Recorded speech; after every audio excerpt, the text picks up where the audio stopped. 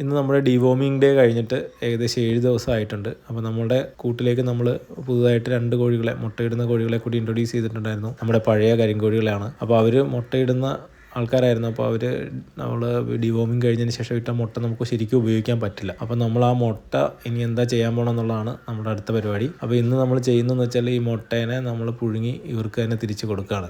ഇവരെ കൊണ്ട് കഴിപ്പിക്കും. അപ്പം നമുക്കത് കഴിക്കാൻ പറ്റില്ല. അതുകൊണ്ട് നമ്മളത് പുഴുങ്ങി ഇവർക്ക് തന്നെ കൊടുക്കും.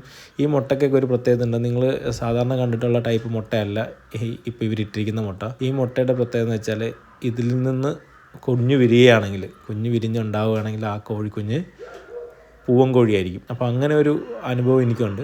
അതായത് ഈ ഷേപ്പിലുള്ള മുട്ടകളാണ് വിരിയുന്നതെങ്കിൽ അത് പൂവൻ കോഴിയായിരിക്കും. അപ്പോൾ നമുക്കിപ്പോൾ നമ്മുടെ കയ്യിലിരിക്കുന്ന 2ഉം പൂവൻ കോഴി കുഞ്ഞുങ്ങളാവേണ്ടിയിരുന്ന മുട്ടകളാണ്. അപ്പോൾ നമ്മുടെ കരിങ്കോഴികളൊക്കെ ഭയങ്കര ആക്റ്റീവാണ്.